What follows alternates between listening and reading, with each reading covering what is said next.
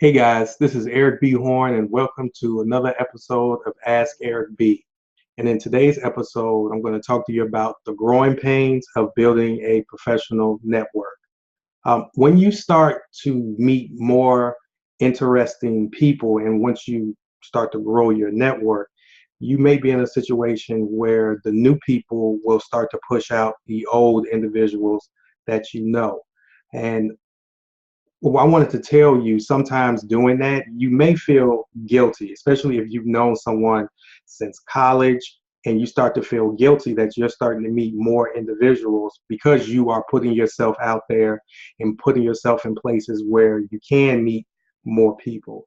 I wanted to say, if you do feel guilty based off of that, don't. There's a slogan where you have people for a reason, a season, or a lifetime, which is true.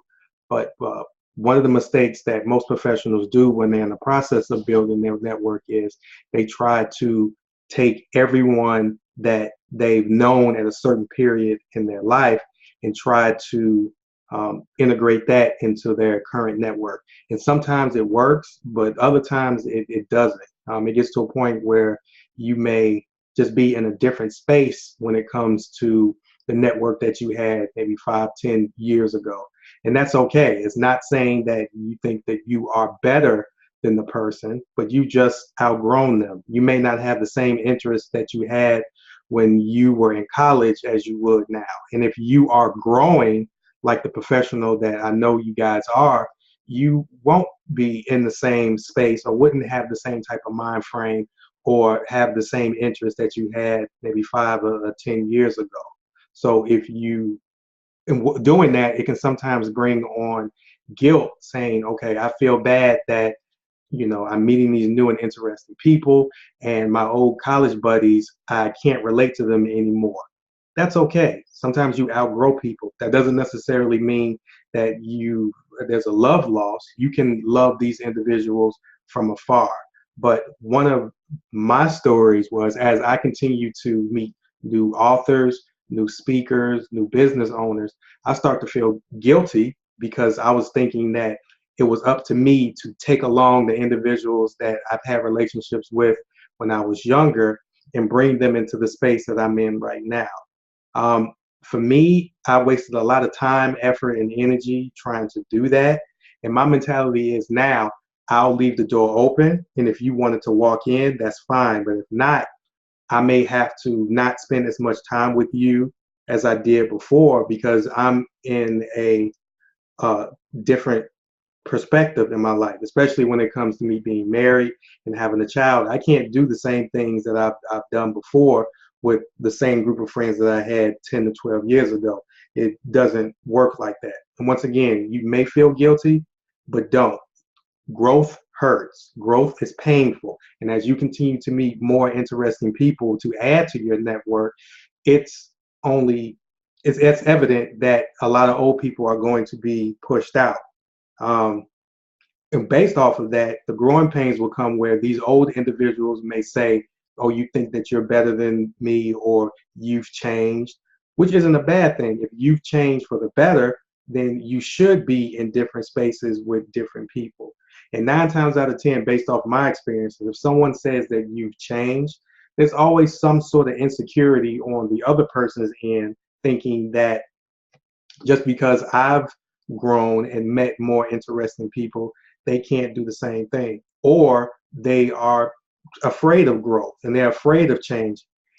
In situations like that, I don't want someone to have that type of mentality and hold me back. Or to be more transparent, I don't want them to I don't want them to put me in a position where I'm being held back based off of the guilt of me meeting new people and growing my network.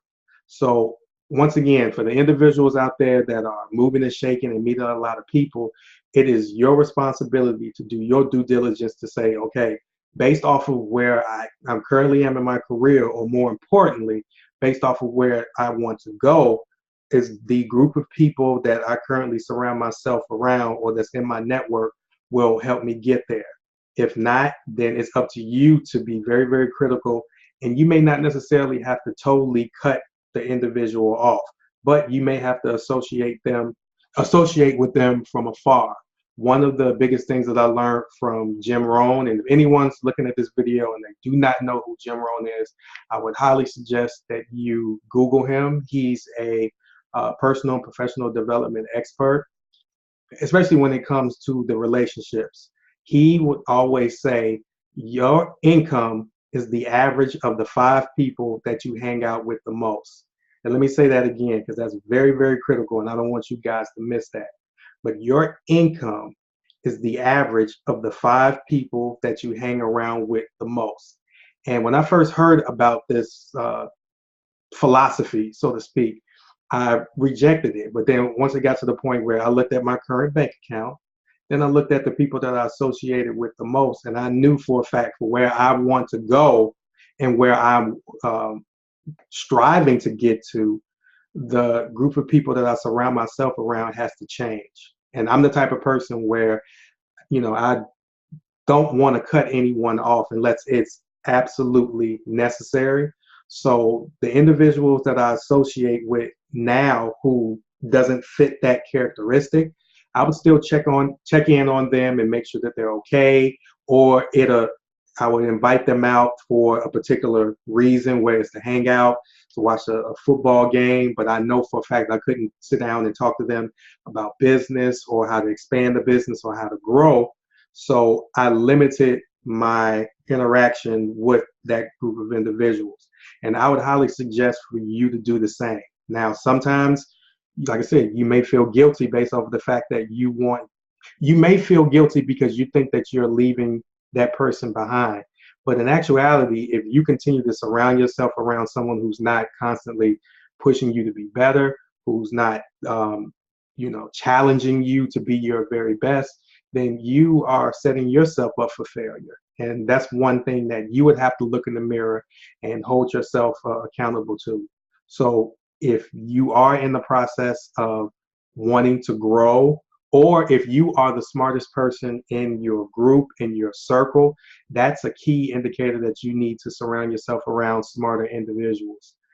The rich and famous and the very powerful people always have smarter people around them.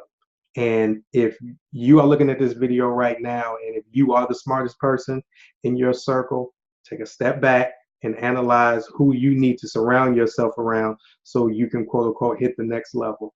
And as a disclaimer, this process isn't pretty. It's a gut check because it will really put you in a mindset where you have to categorize people. And once I learned the process of categorizing people, I felt bad. But at the same time, I found it very necessary because I had to get to a point in my life where I could say I can only talk to this group of individuals based off of X, Y, and Z.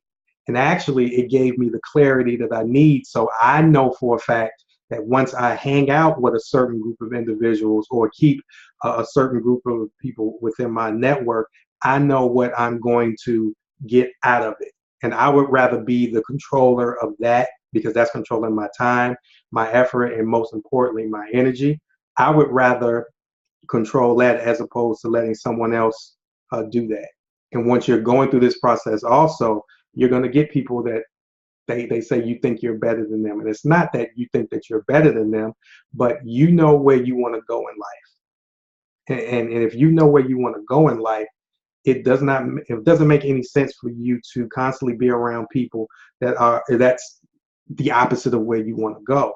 Because at the end of the day, once you look back at your life and you see that I wasn't be able to accomplish X, Y, and Z, it could have been because you didn't surround yourself around the right people. So once again, when you're building your network, you will go through a growing pains where you may have to cut people off or love them from afar. Once again, it's understandable, it's okay, and always position yourself to be a person of value so you're not on the chopping block. Even though I'm, saying this to you right now, I've been in situations where people had to cut me off also, which I understood because at that point they felt like I didn't bring anything to the table. And to be honest with you, the individuals that cut me off, I was at a very immature state in my life. So even though when it initially happened, Of course, I was upset because nobody wants to be pushed aside, or nobody wants to be rejected, or nobody wants to be categorized. But now, as I matured as a professional, now I understand why this person did not want to associate with me, because it was to a point where I was taken away from their life as opposed to adding to it. So if you're in the process of developing your network, or if you feel like you're the smartest person in the room, or you feel like you need to meet other individuals, go with that feeling. Use discretion, and you can also, not be very, very mean or spiteful when you start to reorganize the people that's in your network. But I'll definitely let you know that it's very, very necessary, especially based off of where you want to go.